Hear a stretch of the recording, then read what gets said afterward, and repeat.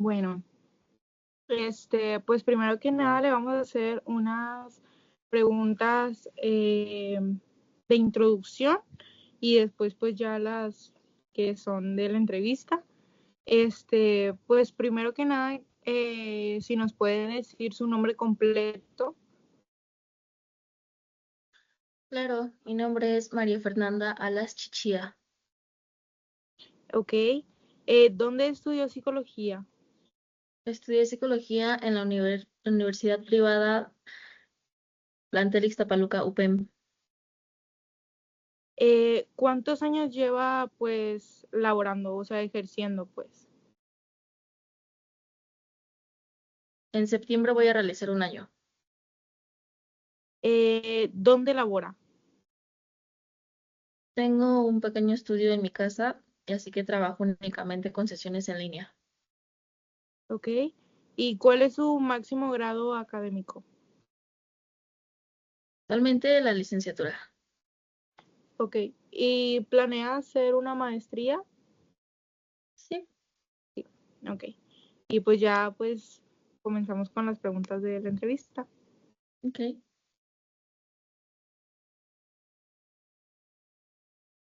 ¿Cómo cuida su propia salud mental como profesional? ¿Cómo, perdón? ¿Cómo cuida su propia salud mental como profesional?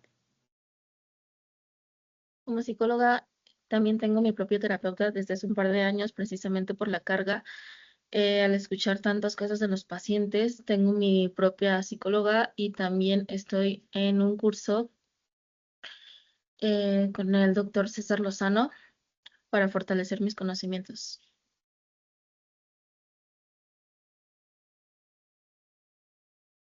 Ok. ¿Cómo maneja situaciones donde el paciente no muestra mejora? Realmente, hasta ahorita no me ha pasado dicha situación, ya que llevo a cabo cierto tipo de registros, tareas, donde era de expresar la situación en la que se encuentra. Ustedes saben, al tono de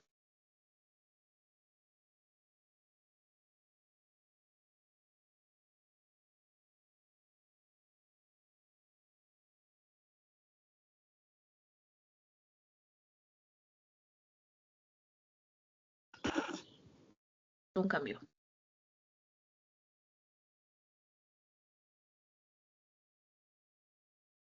Ok.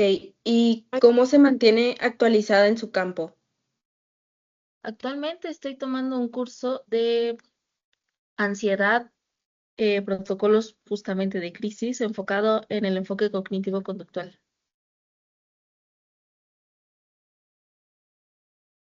¿Qué habilidades considera esenciales para ser un buen terapeuta cognitivo-conductual? Pues la escucha activa, la comprensión, el acompañamiento, el hecho de no juzgar al paciente, que se sienta en un ambiente cómodo. La escucha activa principalmente es lo que le sirve. La empatía es muy importante, la observación clínica.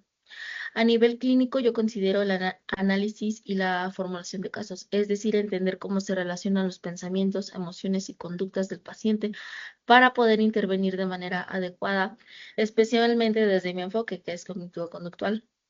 Además, la comunicación clara, un lenguaje que ellos puedan entender, no usar tantos tecnicismos, saber explicarle al paciente lo que sucede de manera sencilla para que pueda comprender su proceso y participar activamente dentro de él.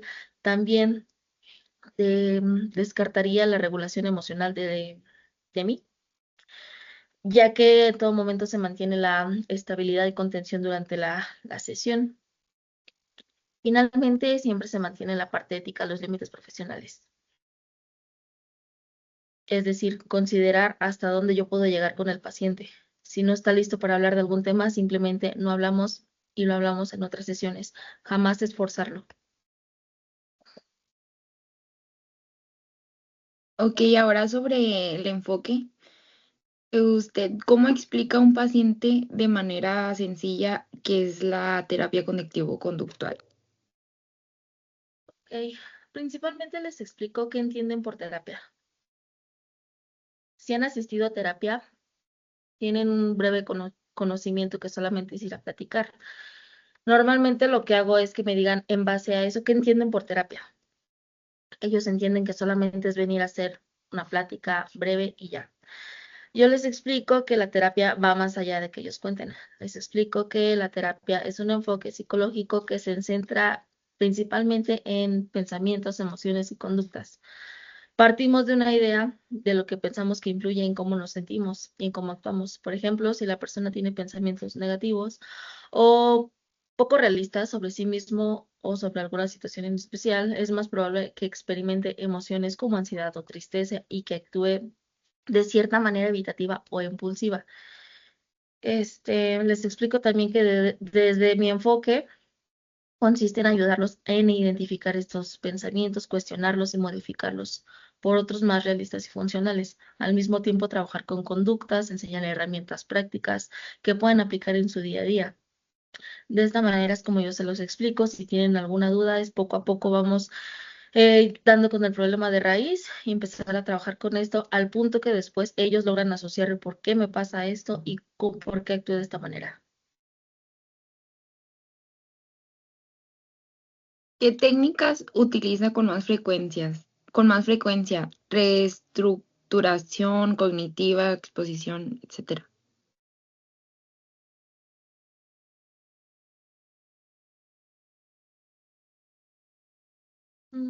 Técnicas, realmente lo que uso, bueno, para ayudar al paciente depende también, porque el paciente muchas veces no tiene esta, digamos, apertura de que tengan el espacio para realizar ciertas tareas. Lo que sí uso es una reestructuración cognitiva, es decir, esta técnica le va a ayudar al paciente a identificar pensamientos automáticos, negativos o poco funcionales, cuestionarlos y sustituirlos por algo más realista, impactando la manera en cómo se siente. Es decir, también utilizo un registro de pensamientos y emociones, donde el paciente, qué es lo que hace? Aprende a identificar ciertas situaciones, emociones y lo que pasa por su mente en el momento que se llegue a presentar alguna situación. Esto hace que aumente la conciencia y detectar qué patrones. También trabajo con psicoeducación, que es esta parte de explicarle qué le está pasando, por ejemplo, en casos de ansiedad, para que entienda sus síntomas y reduzca la incertidumbre. Otra cosa, como bien mencionas, es la exposición gradual. Esto es especialmente con ansiedad, donde el paciente enfrenta poco a poco situaciones de su vida y lo hacemos de una manera más segura, pero siempre acompañándolo. También técnicas de respiración y regulación emocional que le van a ayudar a manejar estos síntomas físicos de ansiedad o crisis.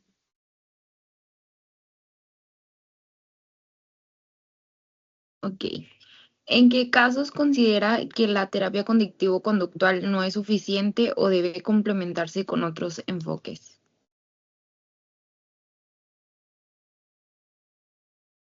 Mm,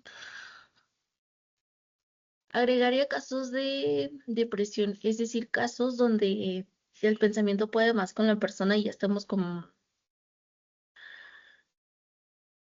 por ejemplo, con pensamientos suicidas. Aquí se requiere el acompañamiento familiar y el acompañamiento de un psiquiatra. Además, la familia que logra entender qué es lo que está pasando. ¿Por qué? Porque muchas veces llegan a minimizar las situaciones. En terapia cognitivo-conductual también considero que no entra la parte de tanatología, porque muchas veces lo confunden.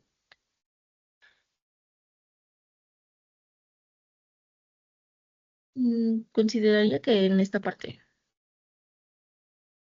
Ok.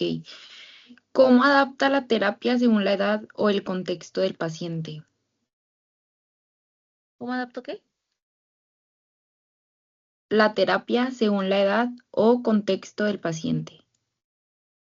Ok, pues lo máximo que llego a trabajar son con adolescentes. Les explico cómo estamos trabajando. Recuerden que al ser menor de edad, hay cosas que sí influyen, en este caso con la familia, de explicarle cómo estamos trabajando, pero siempre respetando la confidencialidad. Si hay casos, lo que traigo es traer a la familia, en este caso del adolescente, para explicarle cómo estamos trabajando y qué pueden hacer en casa, porque no únicamente es, te llevo al niño, arréglalo. No, sino aquí es un conjunto en equipo, tanto yo como terapeuta, el paciente que es referido a terapia y en familia. Si estamos hablando de la persona individual, ok, la persona es consciente que puede hablar ciertos temas en casa, pero si más allá la familia no lo quiere ver, digámoslo así, no quiere tomar mi punto de vista, porque sé que esto no depende de mí, yo voy a arreglar mis situaciones para mí, porque el cambio es individual.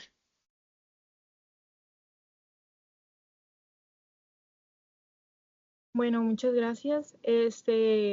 Cambiando un poquito de tema, pues ya las siguientes preguntas que le voy a hacer es más como la experiencia personal de usted. La primera pregunta es, ¿con qué tipo de problemáticas trabaja con mayor frecuencia? Pues con mayor frecuencia he estado trabajando con casos de infidelidad, de trabajar la parte de autoestima. Es con lo que he estado trabajando últimamente, con estos casos de infidelidad para superar una relación, una ruptura. ¿Y cree que eso se ha ido aumentando o no? O sea, durante los años. Pues realmente en este tiempo sí, desde diciembre hubo una alta demanda de casos así y actualmente son casos similares. Ya. La siguiente pregunta es, cuál ha sido uno de sus casos más retadores sin violar la confidencialidad y qué aprendió de él? Caso más, mm,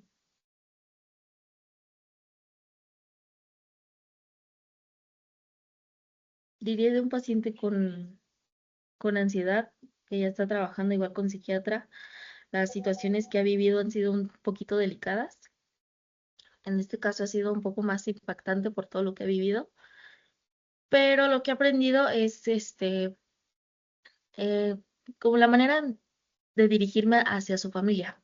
Esa es la manera porque tanto la familia tiene aquí la apertura para poder hablar qué podemos hacer para que la persona no tenga una recaída y en este caso intentar también un suicidio. Ya. Y con, por ejemplo, con ese caso usted habló con los papás del paciente, ¿no? Pero ¿es así de que en todos o solo en ese? No solamente en casos y se le hace la mención a la persona.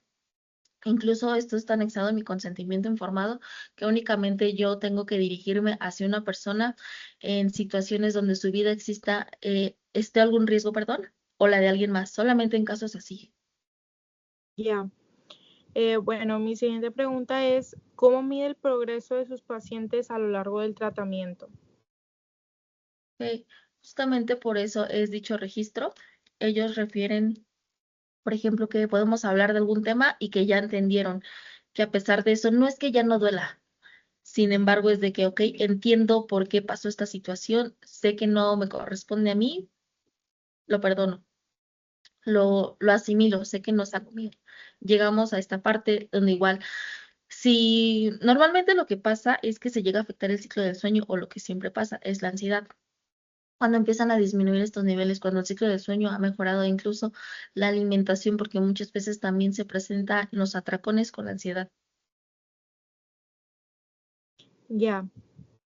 Eh, Mi siguiente pregunta es, ¿qué errores, o sea, cuáles son los errores más comunes que creen que cometen los terapeutas al iniciar? Eh, yo creo, y sí me han llegado casos así, que es que no son empáticos, que lejos de eso se sienten expuestos, se sienten juzgados, se sienten señalados, que no los entienden. Además, como son personas que ya tienen mucho más experiencia, no aceptan el caso, Ya. como lo rechazan. Muchas gracias. No hay de qué. Eh, bueno, mi siguiente pregunta es, ¿qué le hizo que se interesara en la terapia cognitivo-conductual? Lo que me llamó la atención fue cómo impartían la clase mis maestros, porque todos trabajaban Bueno, aparte de que eran maestros, algunos trabajaban con otro enfoque, por ejemplo, psicoanalista, humanista, pero desde este enfoque lo considero que es general, abarca todo. Debemos de entender primero el pensamiento, las conductas, y se me hace un enfoque tanto sencillo y me gustó la manera en la que se puede trabajar con él. Ya, gracias. De nada. Ok, yo le quería preguntar, ¿qué es lo más difícil de ser psicólogo para usted? Lo más difícil yo creo que son casos de, si hablamos de violación, esos son casos con los que yo no me atrevería a trabajar, precisamente por el impacto en la persona y como seres humanos, obviamente en mí sí hay un impacto del cómo llegaron a pasar ciertas situaciones, si hablamos, no sé, en niños o en cualquier persona. Son casos con los que simplemente yo no podría trabajar. Es muy fuerte desde mi perspectiva.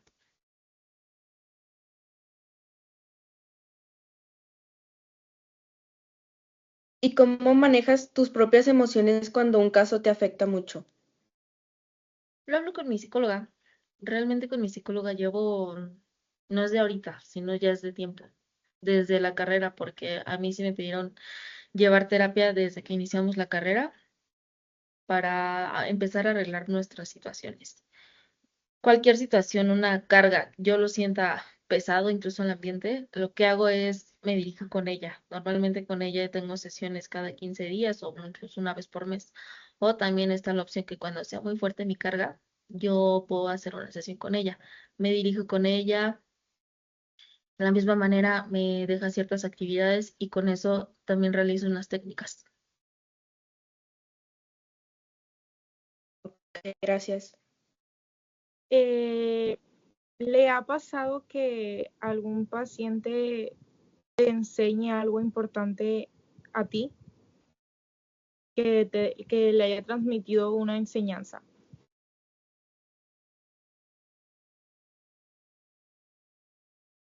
En el hecho de no rendirse, ¿verdad?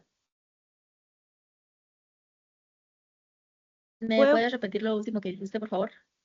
que, o sea, que si ha habido un paciente que le haya dado a usted una enseñanza.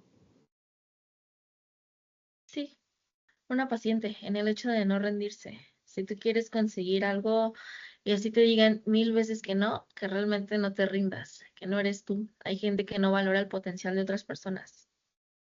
Solamente tú puedes marcar tu límite. Ya. Y o sea, ¿qué consejo le daría a un estudiante de psicología como nosotras que querramos elegir esa área? Ok, para empezar, si les gusta leer, adelante. Y si no les gusta leer, si les aburre, esta carrera no es para cualquier persona porque hay que leer bastante, bastante, bastante. Hay muchísimo material. Todos los días hay actualizaciones, incluso que se dice que el DSM-5 ya no va a existir. Son tantas cosas que yo diría, si te gusta leer, adelante. No únicamente es quiero ayudar a la gente, sino es más allá, indagar, leer, sistema nervioso y tantas cosas que nos llevan hacia el mismo punto. Empecé yo por esta parte. Si te gusta leer, ya con eso tienes todo. Si te gusta, digamos, parte de la medicina, porque también tiene que ver, tienes que entender cuestiones de fármacos si tienes pacientes psiquiátricos. Adelante. Diría esta parte, que tengas buena escucha, que tengas empatía, que nunca se te olvide la parte de ser empático, como estas personas que me han referido, que hay otros psicólogos que debido a que ya tienen la experiencia y estamos hablando de psicólogos que no cobran ni 500 pesos, se les olvida la amabilidad y todos estos temas. Que no nos vayamos únicamente por la parte económica, sino que recordemos que todos somos seres humanos, que tenemos emociones y sentimientos y que no todos tienen la disponibilidad económica para pagar 1200 por una terapia. Tampoco es regalar el trabajo ni menospreciarlo. Sin embargo, sí cobrar lo justo para que mi paciente lo pueda pagar y esté contento con mi trabajo. Ya. Pues esto es todo por la entrevista. Muchas gracias por aceptar para ayudarnos. No hay de qué, gracias por el espacio. Sí. Muchas gracias. Bye. Muchas gracias. Bye.